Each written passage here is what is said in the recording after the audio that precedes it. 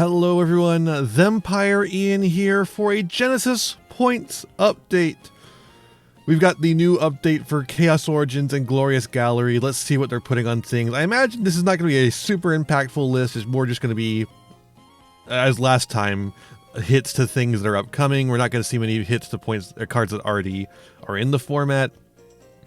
Even though I would kind of prefer that. I think when new cards come in, sometimes old cards are that right hit, but whatever. For the most part, I think things I want to see hit are the Yugi Chaos Ritual deck. I think that deck is fucking crazy and should be hit in Genesys. There's other cards too, I'm sure, but I can't think of them off the top of my head because there's so many. Chaos Origins has so many good decks in it, in Genesys particularly. Let's take a look. First up, Glorious Gallery, which has been out for a little bit here, but let's see what they're going to do. All right, so it hits to the Teller Knight stuff, and hits to the new Masked Hero. Constellar Caster to 6, Teller Knight Signian to 6, Teller Knight Constellar Deltaros to 10, the new Shadow Fusion, Left Shell Fusion to 10, Void Unleashing to 10.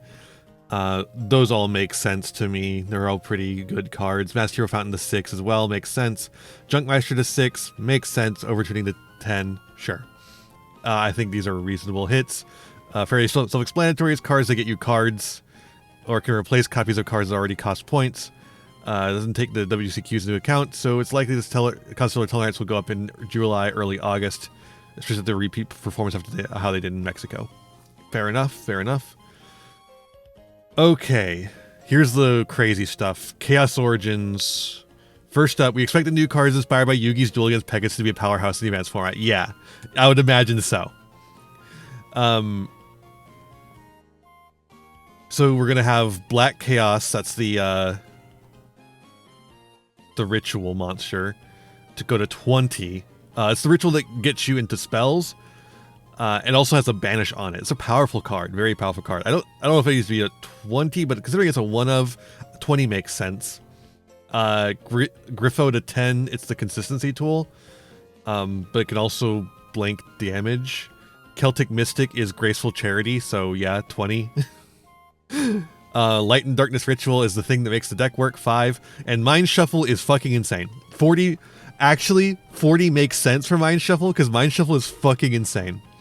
We played with Mind Shuffle in Rivalry format, and it was unthinkable. Just the fact it is able to dodge interaction. It is just able to dodge interaction. It is not once per turn. The only once per turns are on the rituals themselves. And the search effect, which, is also a consistency tool.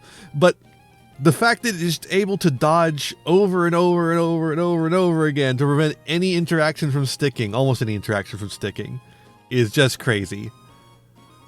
It's better, like it's more balanced in a format with a lot of negates, which, Genesys has a fair few negates, and it has Ghost Ogre, of course. But oh god, I still think this is correct. It feels crazy, but I think it's correct. Invoke the Phantom Knights are classic strategies we think players would like to see become part of Genesys landscape. Need a bit more help than, say, Red Dragon Archfiend. Rank Up Magic gets a point due to being a Rank Up Magic. Yeah. Yeah. Okay. Alistair Reminiscent to 4, Awas to 2, Virakam to 2, Hyper Invoked Aeon to 15, and that's it for the Alistair hits. So Alistair actually looks pretty good after these, I feel like. Phantom Knights a Decayed Cloak to 4, Doom to Sorlet to 5, Malevolent Scythe to 12, and then the Rank Up Magic literally to 1 to avoid shenanigans with Utopic Zexal. So, I don't know how Phantom Knights fares after this list. This seems like a pretty decent hit to them. And I guess Hyper Invoked Aeon to 15 is pretty heavy for Alistair, but the rest of this seems pretty, Alistair's coming out pretty nice.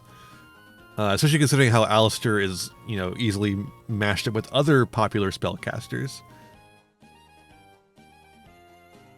Interesting that there's not any hits to the Fairy Tale stuff. Maybe we'll see if there's something later down the line. Let's check out what's up next. We've got the Sacred Beast stuff, the new Sacred Beast stuff that doesn't want you to use the old Sacred Beast stuff for some reason. bit of danger from self-multiplying cards, and Summoner of the Sacred Beast is a bit of a do-everything card. That's fair. Let's see. Summoner of the Sacred Beast going to 5. Yeah, I mean, okay. It's just that's a fair amount, I think. Martyr of the Sacred Beast to 2, Sacred Beast Thunderclap to 2, Abyss of the Sacred Beast to 1. Yeah, the Sacred Beast deck is still plenty playable in Genesys. In fact, it's probably underpowered from all of this. Gadget's had to be a bit matched by today's cards, but Blitzclick is good at scratching the itch for a particular brand of yesterday's gameplay. I guess that's a way to describe it. Surge goes to 4, Crackle to 4, Hideout in the Sky, Column to 5. Sure. I think Blitzclick was already a pretty strong deck. Could see very much a lot of play in Genesys format, I think, with these lesser hits. And then Lightning Blaze of Dominion, media-slated cards receiving additional scrutiny. June Pride to 25, Theorize Past Lull to 5. Yeah. Angelecki Destrier is another card that can go infinite with a certain 100-point synchro monster, so they're just putting it to 1 to prevent that from happening. Sure. Chaos Origin is also home to a host of new powerful free agent cards that will hit the market with points attached. Got extra deck monsters that get you more cards, new pot spell, and even a monster that does a pretty good impression of Call by the Grave in Farah, the Primordial Goddess. That's right, yeah. So we're putting her to 20. I don't know if I'd say a pretty good impression. It's like a bad impression of Call by the Grave, but still shouldn't be in the format. Good to hit it to 20.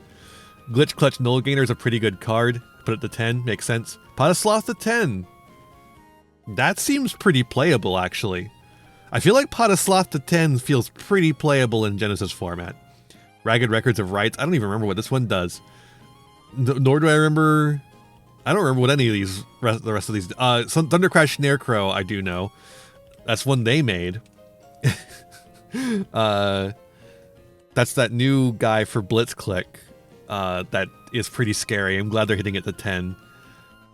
Mortal X Heraver is a really powerful card. I think hitting it to 20 makes sense. Witness of the Ancient, I don't remember. I literally don't remember that one.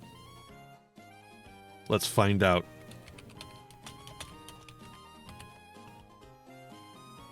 Oh, this card. Yeah, this one's made to go with the chess monsters. To 33. I mean, I guess it makes a... It does... place synchro monsters into the spell trap zone, which you could theoretically pop, and then it basically becomes like a bad what's the spell card that sends them? Oh, why am I blanking on the spell card? You know the one. We had to hit it. Oh my god, I can't believe I'm blanking on that. But yeah, okay, I guess. And it makes a token. Sure. Let me look up Ragged Record of Rights as well while we're at it. Right, okay, the Ritual Spell Searcher. That's fine at 10, I suppose. I don't know. I don't know if I need that to be hit, honestly. But it can get you... It probably needs to be hit at least to 1 point, at the very least, just because of Habakiri. And then Superconductive Plasma Blast is the one card that supports Magnets and Thunders, so it actually does make sense to hit that as well. The Rocks or Thunders, but that can include the Magnet cards, which are already pretty strong, so it makes sense to hit it. And it's only up to 5 points, so that's fairly reasonable as well. Yeah, like I said, there's no hits to any cards that currently exist in here. It's all hits to cards that are already that are coming out in these sets, or coming out or have come out in these sets. Which I think is a little silly. I think you could apply hits to some, but like in this case, I don't actually think there is anything I can think of on the top of my head I would hit to. But I think the fact that they restrict themselves that way is silly, right? That's what I'm more mean. But in this case, I don't think it matters. Like, I think all these hits seem pretty reasonable to me. I'm actually, despite the fact that I really like the Yugi deck, these hits I think are really good. That deck is fucking insane, and it really can't be allowed to just fuck up Genesys format, because it would. It absolutely would. I'm kind of interested in, like, I've been thinking about this for Rivalry format too, because we just removed the deck in Rivalry format. But I've been wondering, like, can you make a good deck out of this pile of Yugi cards without Mind Shuffle? I don't know. I don't know if it's possible. Because the Mind Shuffle card does so much for the deck. It's the turn 0 play, for one. You need Garifos hit sets the Mind Shuffle. I don't think Garifos sets anything else, right? Or Griffo now. Is it updated, or do I have to type? Okay, it is. It sets a quick play spell trap. Okay. So it can set other things. That's good. But it can't set the ritual spell. So it not only, like, removing Mind Shuffle also turns off, like, Garifo's ability to be a consistency tool. It just gets you into, like, the extra spell traps that are, like, fine. They're, like, good cards, but they're not, like, they don't get you into combo. Like, Garifo usually gets you into combo as a turn 0 play. But with this, if you don't play the Mind Shuffle, you're not going to be able to do that. And, like,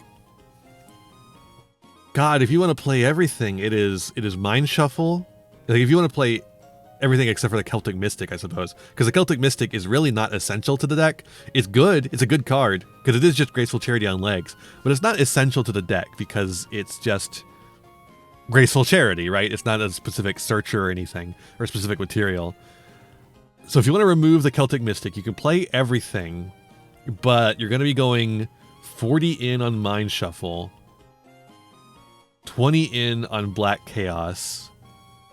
And that's 60 already. And then you're probably going...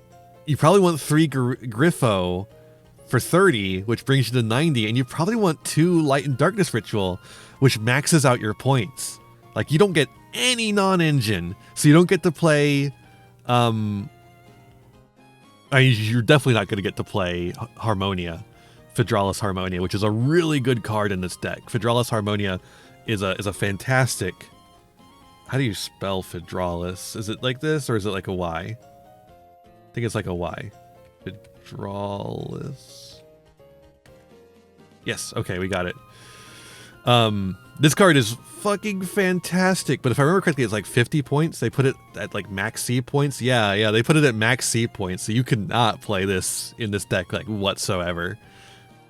I guess you could theoretically play 1 Phydralis and 1 Mind Shuffle and 1 Griffo to like have a turn 1 play if you draw the 2 1-ofs, but like that's nothing. Now Exploding Karibo, however, you can still play, because I don't believe Exploding Karibo, or what is it? What do they end up calling it? Multiplying Karibo? Is it out yet? It might not be out yet. Karibo Multiply. Okay, it is out, and it is 0 points. So, you can...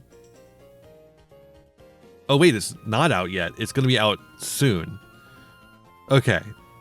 So once this is out, assuming this doesn't get any points, you can play this, and that can get you into Exploding Karibo, Detonating Karibo, which is a good interaction, and then you can bounce that for Mind Shuffle to get out your Ritual Monster for a turn 0 play. So that's something, but yeah, those cards aren't out yet. That card's not out yet, apparently. It's not coming out until, what is that, the 9th? 9 is like September, right? I think so. Holy shit, that's gonna be a while. Oh wow, we're just like not gonna have this really important interaction for the, like even in advance, we're not gonna have this important interaction for the Chaos Ritual deck for a while. That's actually really interesting. So yeah, I don't actually think there's a card that really gets you what you want as far as that goes, because you can't get the Phydralis because it's 50 points, and that Karibo Multiply card isn't going to be out until September, apparently. Unless that number was wrong. But, so I would say that, as far as like what's happening in Genesys format, the Chaos Ritual deck is the biggest loser of this points list. But that makes sense, because again, I think that deck has potential to be good in advanced. It's been tearing up, or it was tearing up for a little bit in OCG, and then now Toons is completely taken over, which is crazy to say. I think the Tellarknight hits make sense considering its success in Mexico. I think Shadow hits make sense to me, although maybe they're a little strong, but yeah, whatever. Masked Hero going to 6 makes sense. these hits I think make sense. Alistair looks pretty good. It's just hyper invoked Aeon. That's like heavy points. I don't remember if how much of the rest of the deck has points. I guess this is actually not going to be the best way. The best way is going to be going to Dueling Nexus. And then going here, and then typing invoked. Oh, we have to do this too. TCG. Okay, Kaliga's 100 points. That makes a lot of sense. Kaliga should be 100 points. But otherwise, Makaba's not points. None of these other guys are points. So the only one that's points is this fucker. 15 in the extra deck is this fucker. If you want to do like a Super Poly Pocket package, it'll be points as well. And then like a little bit of points on the new Alistair tools, the main deck ones. Seems pretty playable. Those cards are not bad. Not bad at all. I don't know enough about Phantom Knights and like what they're doing. I don't think any of the Phantom Knight cards are hit as is.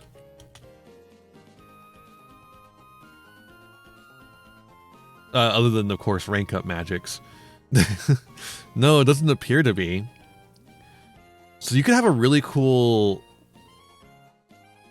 Phantom Knight deck in Genesys format, just like, you know, no links. Of course, you don't have access to Rusty Bardish, but you get access to everything else, including all the new cards, which are pretty cool.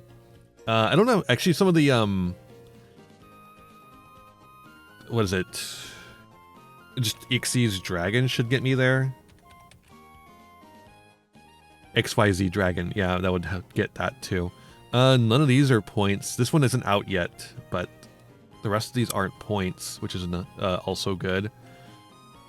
The Sacred Beast stuff, like this is again, it doesn't really use any of the old Sacred Beast cards. So you don't even have to look, but I don't think any of those cards were hit anyways.